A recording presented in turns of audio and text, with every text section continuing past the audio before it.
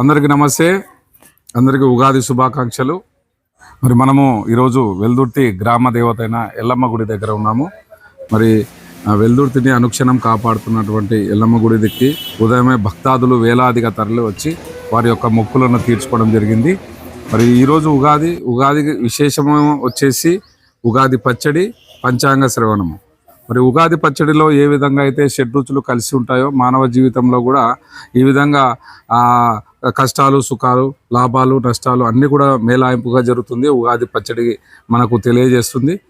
అలాగే ఇంకా పంచాంగ శ్రవణంకి వచ్చేసి మనం ఏ విధంగా ఈ సంవత్సరం ఎలా ఉండబోతుంది, మన ఆదాయం ఎలా ఉంది, మన వ్యయం ఎలా ఉంది, మన రాజపూజ్యం ఎలా ఉంది అనేది తెలుసుకోవడానికి మనకు పంచాంగం అనేది ఉపయోగపడుతుంది. ఇక తెలుగు పండుగలలో మొట్టమొదటి పండుగ మనకు ఉగాది. అలాగే మనకు సంస్కృతి సాంప్రదాయాలుగా నిలయమైనటువంటి మనము భారతదేశ క్యాలెండర్ ప్రకారం చూస్తే మనకు ఇంగ్లీష్ క్యాలెండర్ ప్రకారం జనవరి నెల మొదలవుతుంది. కానీ మన సాంప్రదాయం ప్రకారం చూస్తే ఉగాది నెల అనేది మనకు మొదటి నెలగా ప్రారంభమవుతుంది.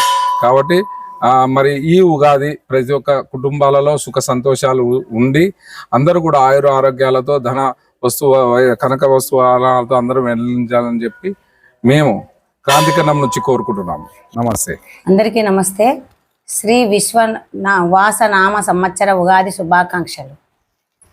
తెలుగువారికి ఇది మొదటి పండగ. అందరూ షడ్రుచులతోన అలాగే చిగురు ఆకులు చిగురించే రోజు ఇది మొదటి పండగగా చెప్పుకోవచ్చు.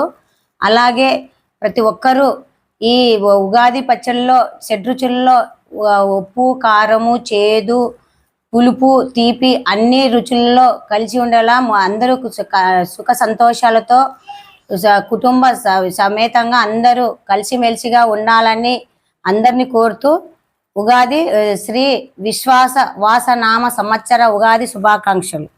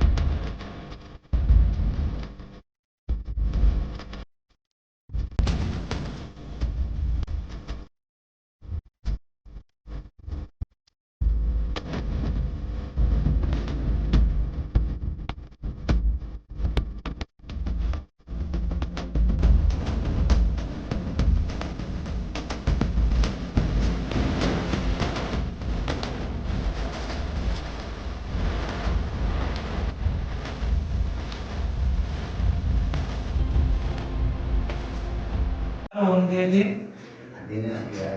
5 రాసులు. ఏలునాడ్స్ని ఫస్ట్ సమయం వచ్చినప్పుడు ఇబ్బంది పెడతాడు. ఏలునాడ్స్ని ప్రతి మనిషికి 3 సార్లు వస్తుంది. 30 ఏళ్ళు. ఫస్ట్ వచ్చిన 30 ఏళ్ళలో ఇబ్బందులు పెడతారు, కష్టాల పాలు చేస్తాడు. రెండోసారి వచ్చినప్పుడు మనశ్శాంతి, డబ్బులకి ఇబ్బంది పెడతారు. మూడోసారి వచ్చినప్పుడు భగవంతుని వేడుకోవాల్సిందే. పా అనే అక్షరం వచ్చిన వాళ్ళు, టే అనే అక్షరం వచ్చిన వాళ్ళందరికీ ఈ సంవత్సరం బాగలేదు. అక్కడి నుంచి పోతూనే యా అనే అక్షరం ఎల్లమ్మ కానీ, ఎల్లయ్య కానీ, నాగమ్మ కానీ, నారాయణ కానీ, ఈ నా అనే అక్షరాల మీద, యా అనే అక్షరాల మీద వచ్చే వాళ్ళకి ఎవరికి ఈసారి పంచమ శని బాగుండదు. ఇంకా అంటే బాగలేని వాళ్ళు ఏమైనా దోష నివారణ చేసుకోవచ్చు స్వామి?